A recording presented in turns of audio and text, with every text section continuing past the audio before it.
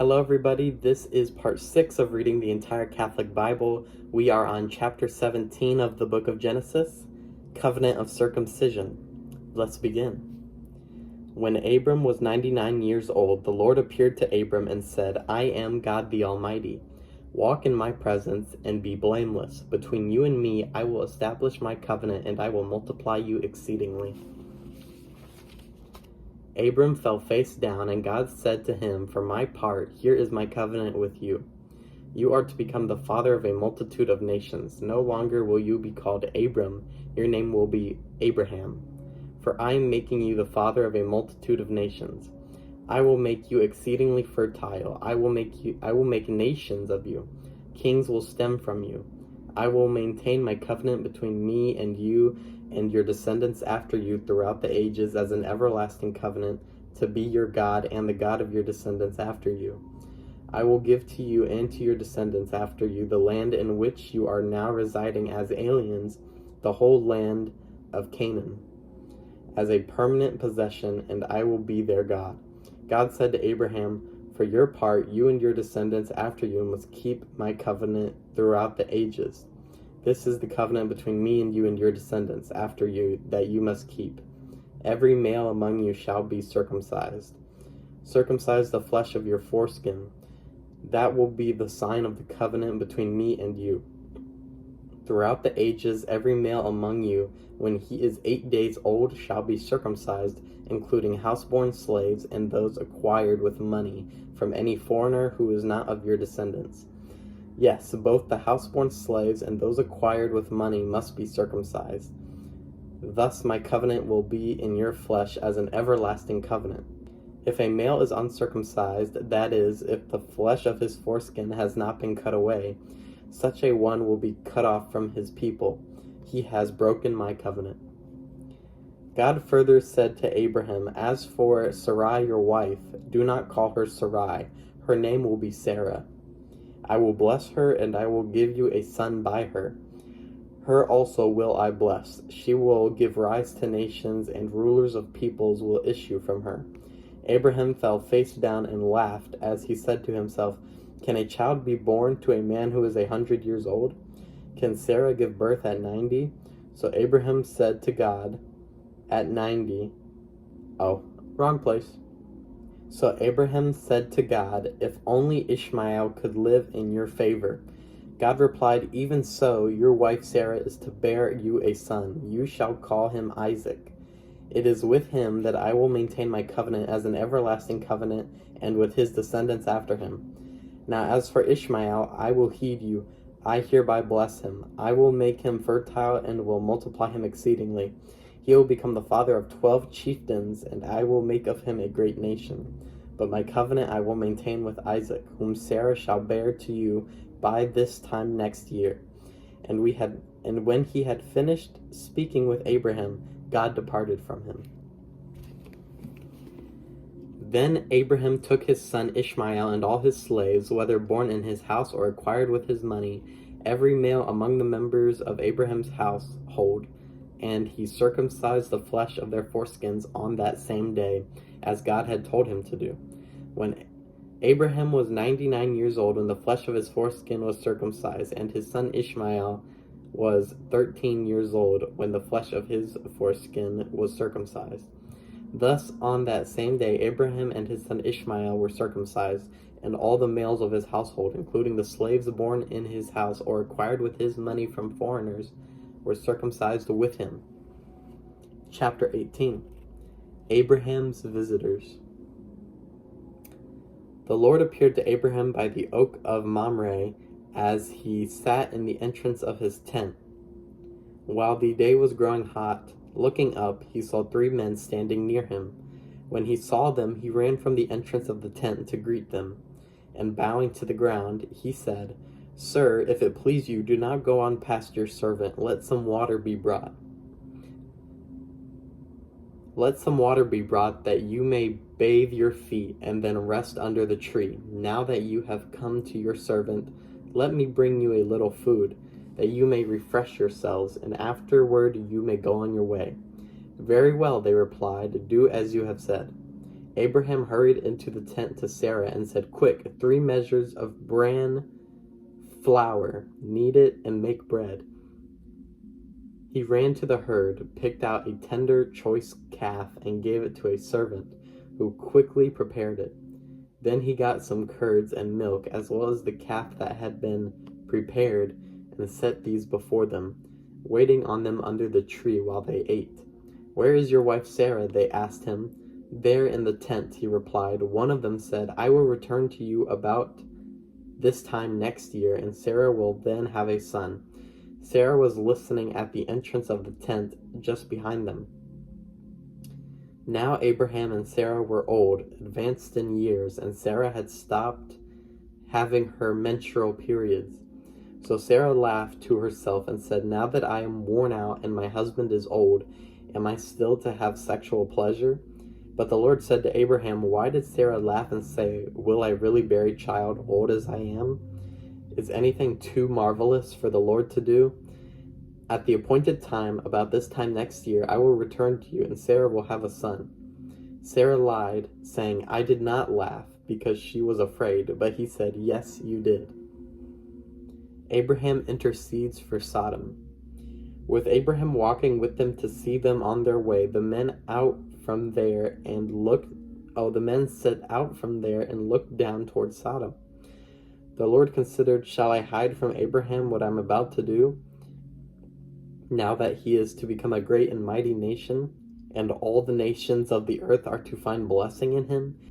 I have singled him out that he may direct his children and his household in the future to keep the way of the Lord by doing what is right and just, so the Lord may put into effect for Abraham the promises he made about him." So the Lord said, "The outcry against Sodom and Gomorrah is so great, and their sins so grave, that I must go down to see whether or not their actions are as bad as the cry against them that comes to me. I mean to find out." As the men turned and walked on toward Sodom, Abraham remained standing before the Lord. Then Abraham drew near and said, "Will you really sweep away? There were 50 righteous people in the city. Would you really sweep away and not spare the place for the sake of the 50 righteous people within it? Far be it from you to do such a thing, to kill the righteous with the wicked, so that the righteous and the wicked are treated alike. Far be it from you. Should not the judge of all the world do what is just?" The Lord replied, "If I find 50 righteous people in the city of Sodom, I will spare the whole place for their sake." Abraham spoke up again, "See how I am presuming to speak to my Lord, though I am only dust and ashes? What if there are 5 less than 50 righteous people? Will you destroy the whole city because of those 5? "I will not destroy it," he answered, "if I find 45 there." But Abraham persisted, saying, "What if only 40 are found there?" He replied, "I will refrain from doing it for the sake of the 40. Then he said, "Do not let my Lord be angry if I go on. What if only 30 are found there?" He replied, "I will refrain from doing it if I can find 30 there." Abraham went on, "Since I have thus presumed to speak to my Lord, what if there are no more than 20? I will not destroy it," he answered, "for the sake of the 20. But he persisted, "Please do not let my Lord be angry if I speak up this last time. If 10 are found there, for the sake of the 10, he replied, "I will not destroy it." The Lord departed as soon as he had finished speaking with Abraham, and Abraham returned home.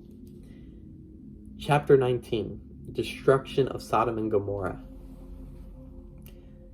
The 2 angels reached Sodom in the evening as Lot was sitting at the gate of Sodom. When Lot saw them, he got up to greet them, and bowing down with his face to the ground, he said, "Please, my lords, come aside into your servant's house for the night and bathe your feet. You can get up early to continue your journey."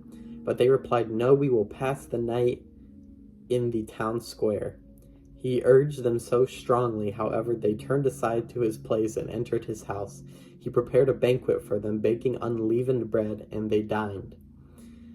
Before they went to bed, the townsmen of Sodom, both young and old, all the people to the last man, surrounded the house. They called to Lot and said to him, "Where are the men who came to your house tonight? Bring them out to us, that they may have sexual relations with them." that we may have sexual relations with them. Lot went out to meet them at the entrance. When he had shut the door behind them, he said, I beg you, my brothers, do not do this wicked thing. I have 2 daughters who have never had sexual relations with men. Let me bring them out to you, and you may do to them as you please, but do not do anything to these men, for they have come under the shelter of my roof. They replied, Stand back. This man, they said, came here as a resident alien, and now he dares to give orders. We will treat you worse than them. With that, they pressed hard against Lot, moving in closer to break down the door. But his guests put out their hands, pulled Lot inside with them, and closed the door. They struck the men at the entrance of the house, small and great, with such a blinding light that they were utterly unable to find the doorway. Then the guests said to Lot, Who else belongs to you here? The sons-in-law, your sons, your daughters, all who belong to you in the city? Take them away from this place. We are about to destroy this place, for the outcry reaching the Lord against those here is so great that the Lord has sent us to destroy it. So Lot went out and spoke to his sons-in-law, who had contracted marriage with his daughters. Come on, leave this place, he told them. The Lord is about to destroy the city, but his sons-in-law thought he was joking. As dawn was breaking, the angels urged Lot on, saying, Come on, take your wife with you and your 2 daughters who are here, or you will be swept away in the punishment of the city. When he hesitated, the men, because of the Lord's compassion for him, seized his hand and the hands of his wife and his 2 daughters and led them to safety outside the city. As soon as they had brought them outside, they said, Flee for your life. Do not look back or stop anywhere on the plain. Flee to the hills at once, or you will be swept away. Oh no, my lords, Lot replied to them. You have already shown favor to your servant, doing me the great kindness of saving my life, but I cannot flee to the hills, or the disaster will overtake and kill me. Look, this town ahead is near enough to escape to. It is only a small place. Let me flee there. Is it not a small place to save my life? Well then, he replied, I grant you this favor too. I will not overthrow the town you have mentioned. Hurry, escape there. I cannot do anything until you arrive there. That is why the town is called Zoar. The sun had risen over the earth when Lot arrived in Zoar, and the Lord rained down sulfur upon Sodom and Gomorrah, fire from the Lord out of heaven. He overthrew those cities and the whole plain, together with the inhabitants of the cities and the produce of the soil. But Lot's wife looked back, and she was turned into a pillar of salt. The next morning, Abraham hurried to the place where he had stood before the Lord. As he looked down toward Sodom and Gomorrah and the whole region of the plain, he saw smoke over the land rising like the smoke from a kiln. When God destroyed the cities of the plain, he remembered Abraham and sent Lot away from the upheaval that occurred when God overthrew the cities where Lot had been living. Moabites and Ammonites. Since Lot was afraid to stay in Zoar, he and his 2 daughters went up from Zoar and settled in the hill country, where he lived with his 2 daughters in a cave. The first said to the younger, Our father is getting old, and there is not a man in the land to have intercourse with us, as is the custom everywhere. Come, let us ply our father with wine and then lie with him, that we may ensure posterity by our father. So that the night they plied their father with wine, and the firstborn went in and lay with her father, but he was not aware of her lying down or getting up. The next day the firstborn said to the younger, Last night I lay with my father. Let us ply him with wine again tonight, and then you go in and lie with him, that we may ensure posterity by our father.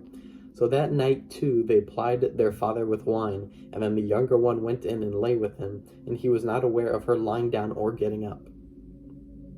Thus the 2 daughters of Lot became pregnant by their father. The firstborn gave birth to a son, whom she named Moab, Moab, saying, From my father, he is the ancestor of the Moabites of today. The younger one too gave birth to a son, and she named him Ammon, Ammon, saying, The son of my kin, he is the ancestor of the Ammonites of today. And we'll stop right there before chapter 20, We've reached the 15-minute mark. Pretty long video, but that's kind of what I was aiming for. Pretty interesting topics who we're discussing. Thank you guys so much for watching. See you next time.